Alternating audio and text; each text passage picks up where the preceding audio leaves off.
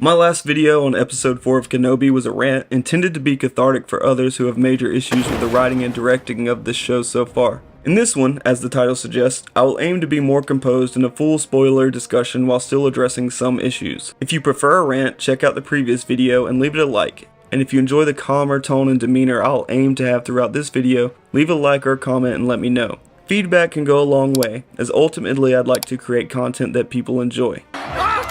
Get back, you savages! Sorry, he's just not used to positive feedback.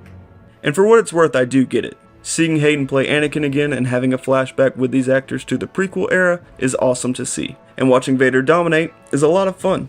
I am as susceptible to these scenes as anyone, and I get that someone pointing out issues can potentially decrease your enjoyment. So if this isn't your cup of tea, that's okay. Like many of you, this was the most enjoyable episode for me so far. But enjoyable doesn't necessarily mean good. I try to stay focused on characters in this in particular, but it's a happenstance occurrence that when the plot isn't well written or the direction is bad, that it often vicariously makes the characters stupid or making illogical decisions.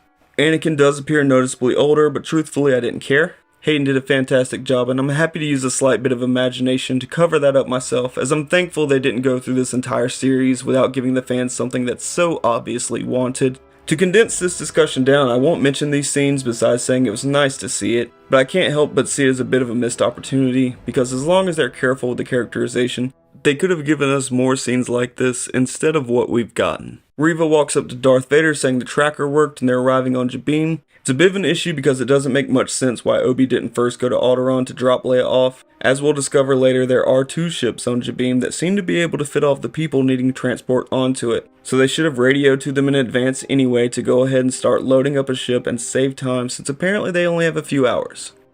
We only have a few hours. In this scene, when Vader tells Reva to kneel so he can give her the title of Grand Inquisitor, I see it as a bit of a missed opportunity to not show a lightsaber knighting ritual, especially considering the reveal with Reva in this episode. I think a shot of that with a very nervous look on her face would have worked really well. Honestly, the show could function way better with the writers being upfront about who she is and what her intentions are from the beginning, along with, of course, not having her choose to cut off people's limbs and kill people even when the other Inquisitors don't want her to. Oh boy, here I go killing again.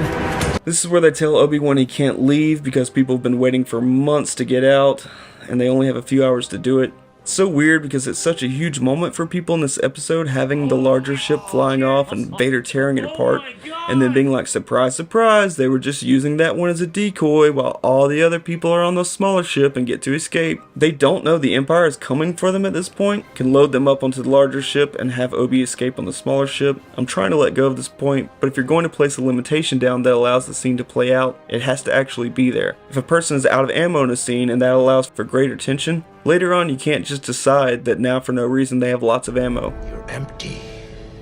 So are you. But they do this with these ships. They say he can't leave, but then show later that he could have, and it's weird. Obi gives a speech where he says the Empire is stronger than them because they're Better equipped, better trained. and I couldn't help but wonder if Disney now understands and agrees that training matters. Why they waste time and energy firing at the door instead of lightsabering through it immediately is beyond me. I'm going to need a ladder. You trust me? I trust her. I get why people would like this scene, but it really isn't a matter of trust, it's about whether or not she can do the task. And they've had a chance to set it up with Lola, but they had Obi-Wan fix that to be sweet instead.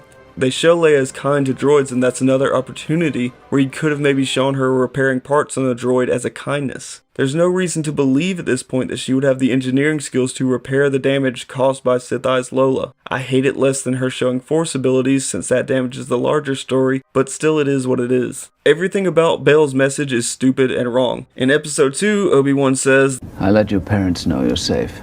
so from that point on, I'm guessing Leia got re-kidnapped and re-rescued without them communicating at all. That's a little messed up on Obi-Wan's part. Unless, of course, Obi-Wan did communicate again and let him know that she was safe again. And then said no more communications, which would have been not long ago at all. Which means I don't know why Bail should be so nervous about them not having communicated in such a short amount of time. And if he is so nervous, he should be worried and cautious. He says in the message that he thinks something bad may have happened, that they may have been captured by the Empire. So sending this message to Obi would confirm to them about their connection that they've been supposedly trying so desperately throughout the show to hide. And then on top of that, he fills it with information that he would worry about getting into the wrong hands. Information that Obi-Wan doesn't even need. Obi doesn't need to know the boy's uncle's name or his home planet. Like in The Force Awakens, when Snoke tells Kylo who his own father is, and that's stupid. In the hands of your father, Han Solo. But that is stupidity for the audience's sake, because we're too dumb to figure it out without it. But we as the audience already for sure know who Luke's uncle is and what his home planet is, so this stupidity is specifically just to risk putting all that information into the wrong hands, which is somehow even dumber. Maybe he's actually annoyed by Leia and regrets adopting her and wants her gone for good. Or maybe this is just a terribly written way to get Reva to where she needs to be in the next episode.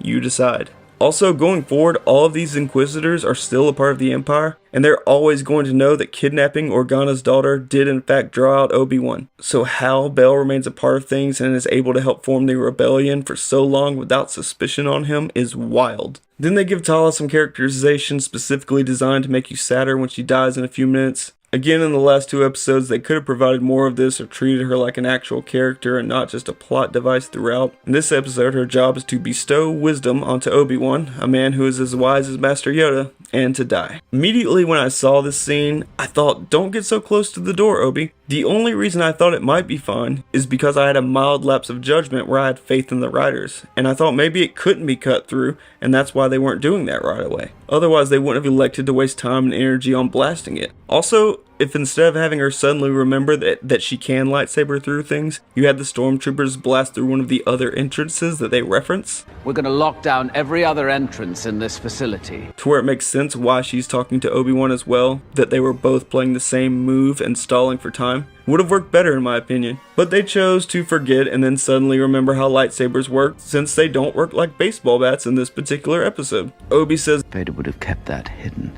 But apparently that's wrong, as it's revealed later that Vader knows Reva is a youngling who knows who he is and wants revenge on him, and he lets her go around in the world potentially telling anyone and everyone. Why he'd allow that, I don't know. She says that she played dead, reminds me of how Kylo must have thought Luke was dead. You must have thought I was dead. Because they can't sense feelings of even their masters somehow. How she was able to play dead as a child, and how Anakin cannot sense it. You'd imagine she'd be letting out a lot of vibrations of pain, fear, loss, anxiety. But then she also crawled away and saved herself to not be there before Yoda and Obi-Wan arrived. Not saying it's impossible, but there's a lot of questions about the details there. Where were you? He was your Padawan. Do the writers not know that Anakin wasn't a Padawan anymore by Revenge of the Sith? Reva would certainly know the hierarchy of the Jedi. Youngling, Padawan, Knight, Master, and Knights and Masters get sent all around the galaxy on missions. Obi-Wan was off-planet, assigned by the Council to what was considered to be the most important mission, killing Grievous to end the war. A mission he succeeded at. Then he sends out a message to save the remaining Jedi out in the galaxy that Reva now hunts down and kills. Then he cut down Anakin in his prime and put him in the suit. Did she not notice that he looks a bit different now?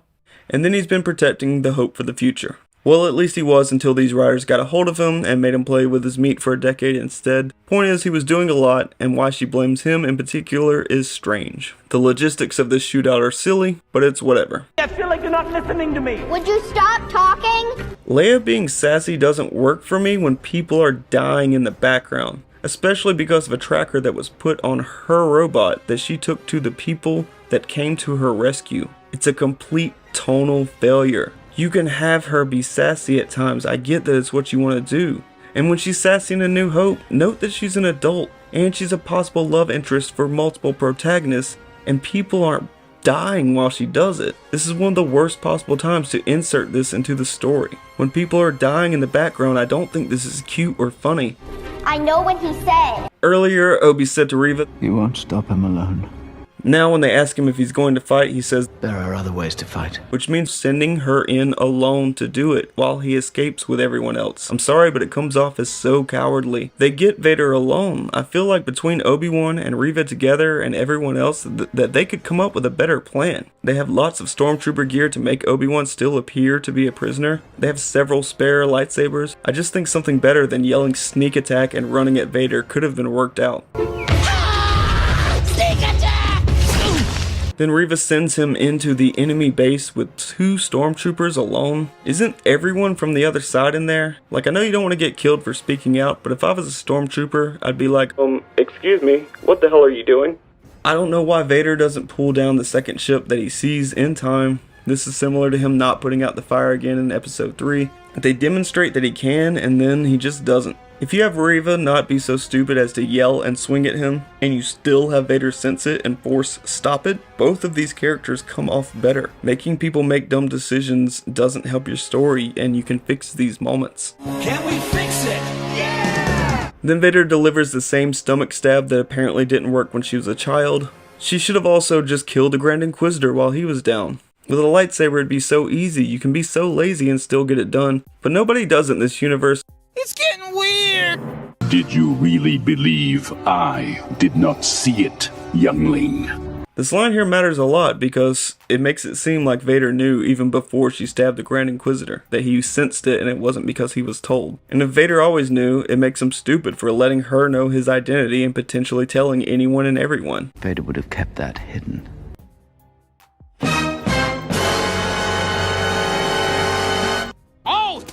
Big surprise! That's an incredible... I think I'm gonna have a heart attack and die from that surprise! And I've seen so many people in the comment sections of Star Wars groups saying, see all of those fans that were so mad about the Grand Inquisitor? If they just waited, then they wouldn't be so salty. But it's a bad writing decision precisely because the worst case scenario is they've broken their own story. And the best case scenario is that it's revealed that he's alive and nobody is surprised at all. To maybe take the blinders off, let's quickly put this same scenario in another franchise. If you found out that one summer at Hogwarts there was a summer field trip that we've never been told about, and of course all of our main characters meet up at Hogwarts and they leave to go on this journey, but then somewhere along the way Draco Malfoy gets murdered.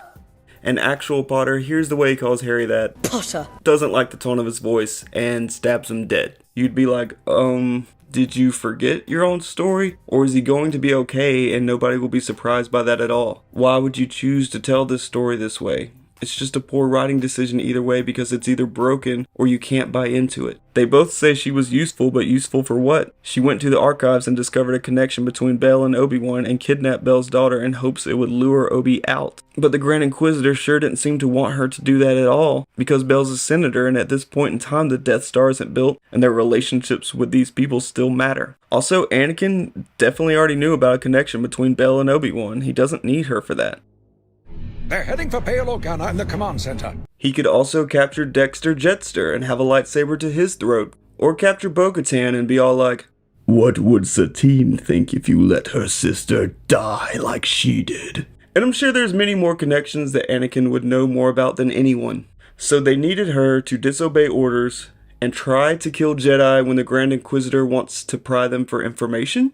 They needed her to get stabbed in the stomach as a masochistic hobby for fun. So that's an average day for you then? No doubt.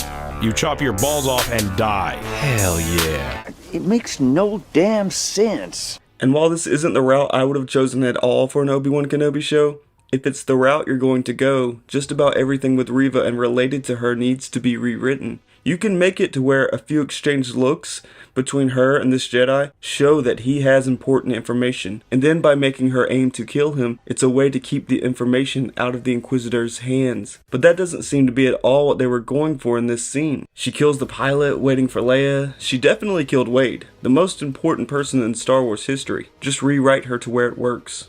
I just don't care about her redemption arc. It's similar to Wanda, where yeah, I get it, she went through a hard time, she's grieving, but that isn't grounds to take an entire town hostage. Thanos may have stubbed his toe getting out of bed that morning. Did you ever consider that?